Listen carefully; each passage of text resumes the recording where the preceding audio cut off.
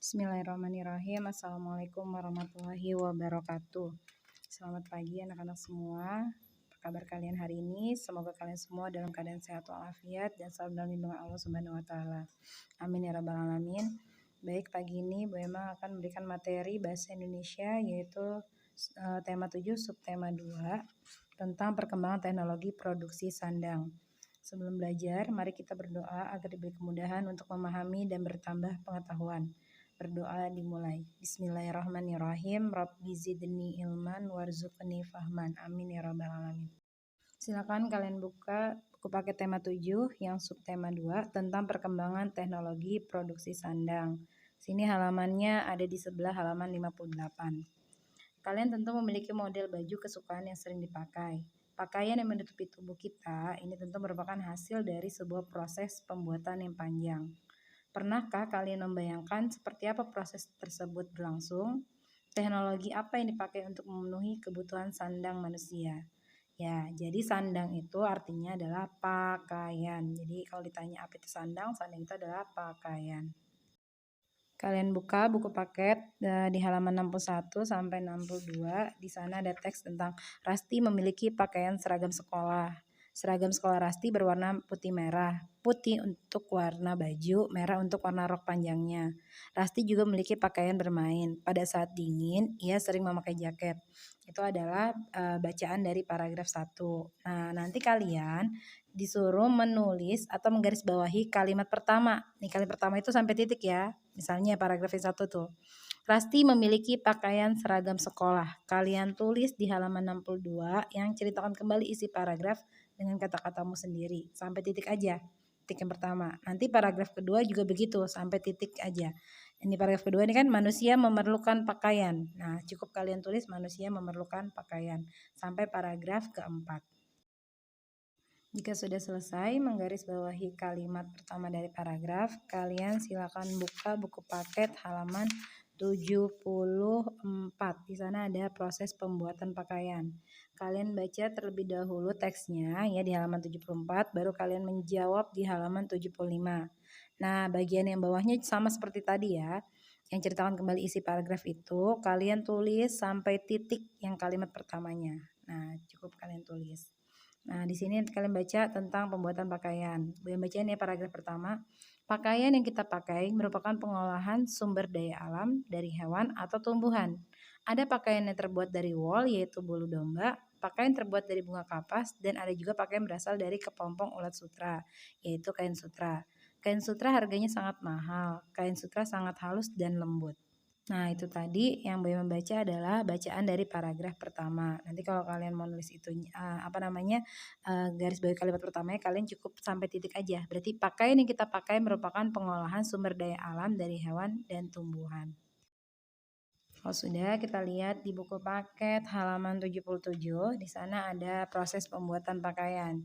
Jadi, proses pembuatan pakaian itu dimulai dari petani menanam bunga kapas. Lalu bunga kapas tersebut dipetik, jadi diambil bunga kapasnya dan dipintal, ya, kapas itu dipintal hingga menjadi benang. Benang itu ditenun hingga berubah menjadi kain.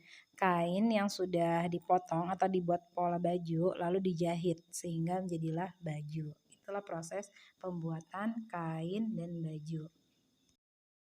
Setelah kalian tadi menyimak tentang proses pembuatan baju, kalian bisa menyebutkan beberapa pekerjaan yang berjasa dalam membuat pakaian. Contohnya tadi kan di situ ada petani kapas, dia menanam kapas. Ada juga misalnya pemintal, berarti dia memintal bunga kapas menjadi benang ya. Jadi kalian bisa tulis yang ada di gambar tadi, atau penenun atau penjahit, kalian tulis.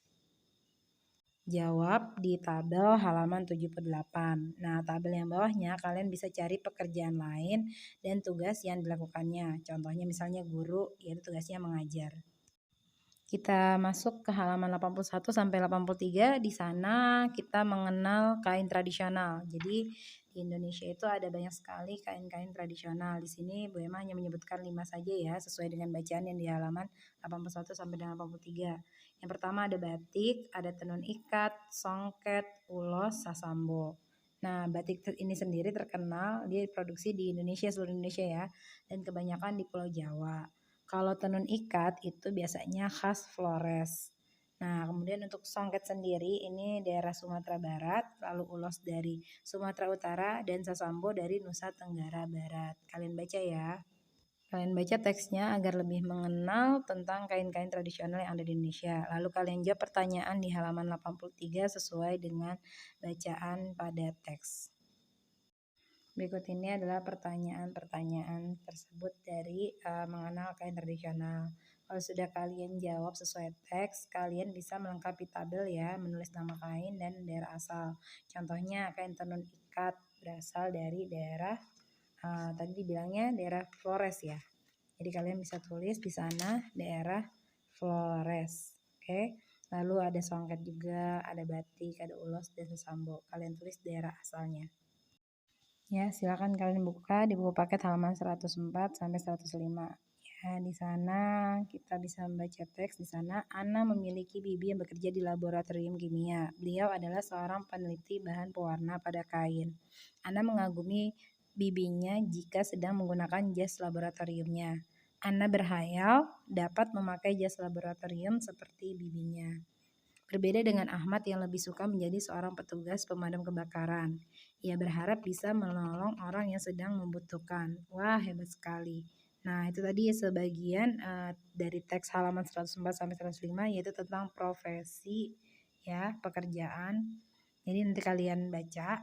Kalau sudah selesai kalian membaca, nanti kalian bisa menjawab di buku paket halaman 106 ya. Di sana ada berbagai macam profesi berdasarkan seragamnya. Nanti kalian perhatikan ya seragam-seragam berikut ini.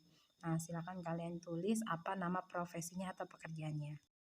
Tugas hari ini adalah yang pertama menulis kalimat pertama pada setiap paragraf di buku paket halaman 62 sampai 63.